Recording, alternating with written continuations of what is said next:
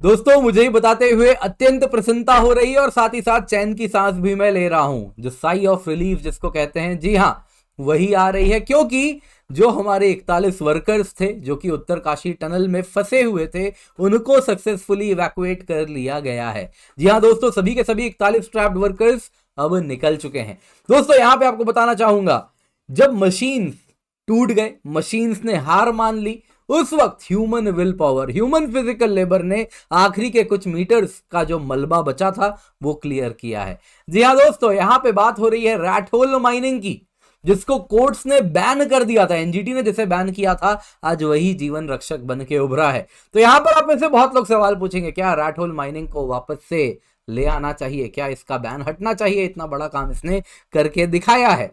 तो इन सभी आयामों पर आइए चर्चा करते हैं। क्या है ये रैट होल माइनिंग, जिसने इस प्रकार से जो काम था, जो पूरा देश जिसकी राह देख रहा था, जिसको उन्होंने संभव करके दिखाया, तो क्या ये टेक्निक होती है। साथ ही साथ ये भी जानेंगे कि क्या इसको वापस से बैन हटना चाहिए इस पर। तो दोस्तों अगर हम न्यूज की बात करें, तो जो 41 वर्कर्स जो फंसे हुए थे हमारे टनल में, जो कि उत्तराखंड में मौजूद है, वो अगर आप देखें तो फाइनली निकल गए हैं। जब मशीन्स फेल हो गए, उस वक्त ह्यूमन विल पावर सक्सीड हुआ है। दोस्तों यहां पे रैट होल माइनिंग का इस्तेमाल किया गया है। ये आउटलॉड प्रैक्टिस है जो कि इन वर्कर्स के लिए इस्तेमाल किया गया। जब अमेरिकन ऑगर मशीन, दोस्तों आप लोगों ने देखा होगा रोड खोदाई के वक्त कई बार इस प्रकार के मशीन्स का इस्तेमाल किया जाता है, इसी को ऑगर मशीन कहते हैं। जाहिर सी बात है, जब बात हो रही है टनल की, तो उसमें थोड़ा और भी ज्यादा एडवांस्ड ऑगर मशीन का इस्तेमाल हो रहा होगा। पर दोस्तों जैसा भी हो, अमेरिकी ऑगर मशीन था, लेकिन वो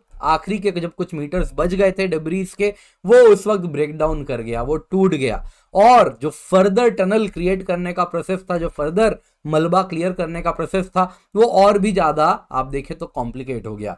दोस्तों करीबन 57 मीटर्स ड्रिल करना था, जिसमें से करीबन 50 मीटर तो मशीन्स ने यहां से कर दिया।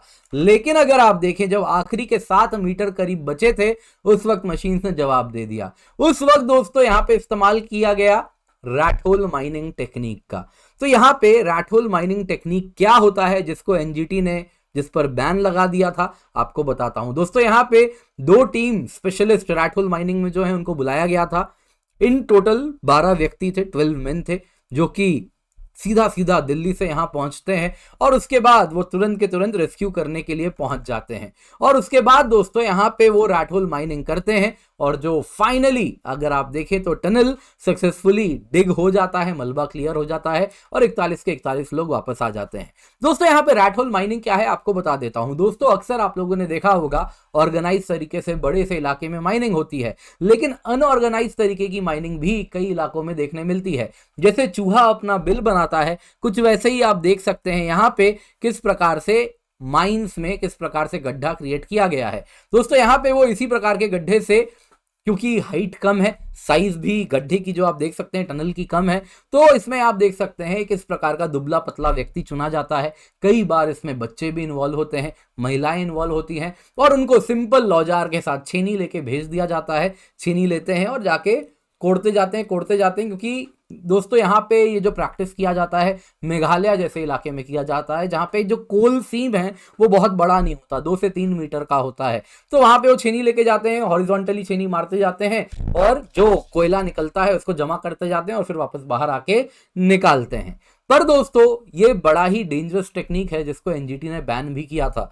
दोस्तों 2018 की बात है, जैसा मुझे याद आ रहा है, if my memory serves me well, 2018 में करीबन 15 रैट होल माइनिंग में जो वर्कर्स थे वो इसी माइन में फंस जाते हैं। होता क्या है, इस प्रकार से जब वो छेनी लेके वॉल डिग कर रहे होते हैं, तो जो वॉल टूट जाता है और बगल के वॉल में पूरा पानी जमा हुआ था, वो पानी रश करके इनके माइन में घुस जाता है और ये उसी में फंस जाते हैं। 15 लोगों में से करीबन 10 आज तक लापता हैं, मोस्ट लाइकली मृत हो चुके हैं वो। अब दोस्तों यहाँ पे आपको बता देता हूँ, एनजीटी ने इन्हीं सबको देखते हुए बैन किया है। 2018 में इस प्रकार का हुआ है एक्सीडेंट, 2021 में हुआ है। हालांकि एनजीटी ने पहले इसे बैन करके रखा है, फिर भी आज भी मेघालय में इस प्रकार से रैट होल माइनिंग होती है। आप देख सकते हैं कई बार इसमें चाइल्ड लेबर का भी इस्तेमाल होता है। तो दोस्तों इस वजह से एनजीटी ने इसे बैन किया। जब बैन किया तो कहा ये अनसाइंटिफिक है।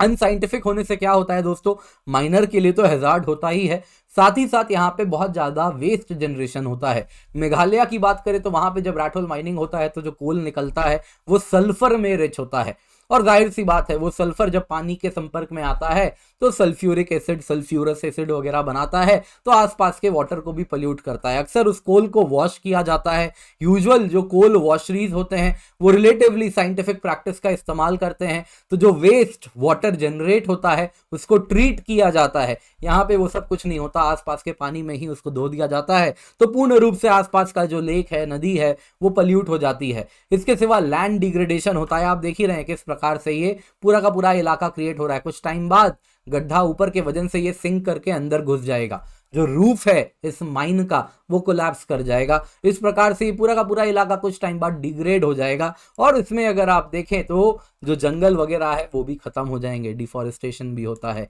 तो इन्हीं सबको ध्यान में रखते हुए एनजीटी ने बैन किया था। दोस्तों ये रैट होल माइनिंग सदियों से चली आ रही टेक्निक है, ऐसा नहीं आज प्रैक्टिस किया जा रहा है, जब से माइनिंग हो रही है मोटा मोटी अगर आप देखें तो इसी प्रकार से रैट होल माइनिंग होती है। इसको अब साइंटिफिक तरीके से करने की आवश्यकता है, लेकिन एट द सेम टाइम यहाँ पे जो वर्कर्स जिन्होंने रैट होल माइनिंग में अपने एक्सपर्टीज का इस्तेमाल किया है, इन 41 वर्कर्स को निकाला है, जाहिर सी बात है उनको शत शत नमन।